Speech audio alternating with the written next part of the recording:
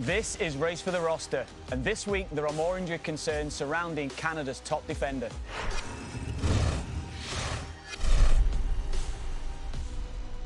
Welcome to Race for the Roster, where Stephen Caldwell has the weekly task of trying to predict Canada's 2026 World Cup roster, including their starting 11 for the opening game.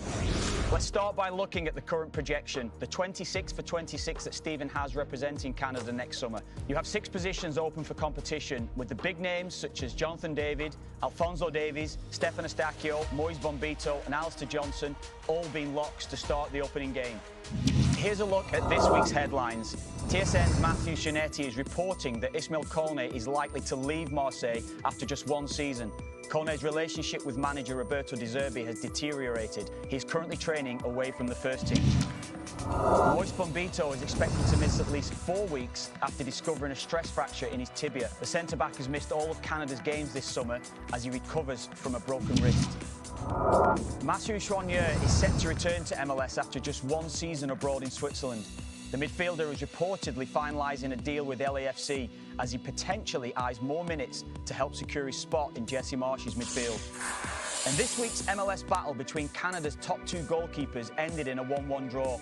Dane St. Clair in Minnesota conceding a late equaliser to Max Crepeau's Portland. Both keepers finished with 3 saves. And that brings us to Form Tracker. St. Clair with the edge over his rival Max Crepeau. Meanwhile, CF Montreal's Jonathan Sirois, who is in the hunt for a spot in the squad, could be on the move. The goalkeeper is reportedly in talks with a potential transfer to French second division side Montpellier. So Stevie, Moise Bombito, he's been struggling a little bit now with injury, hasn't he, for a while? Are you concerned about him?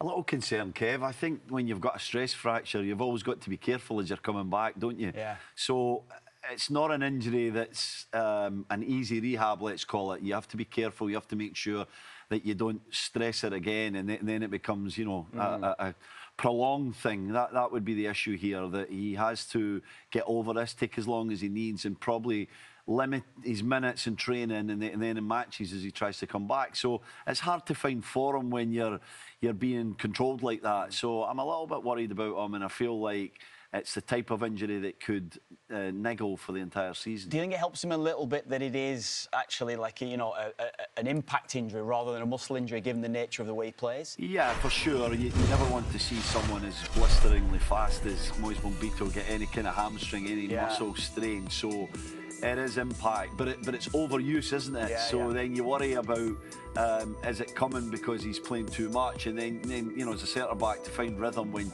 you're in and out the team is never easy. So I would say it's concerning. I would say everyone would like Moise Bombito, Jesse Marsch included, to be playing every week and to be in a rhythm, getting 90 minutes week in, week out. And I think he's going to have to be abbreviated at the beginning of the season here, and maybe that goes on all the way to Christmas in terms of trying to make sure this kind of injury doesn't happen again. Getting himself right for the World Cup, obviously the priority, isn't it?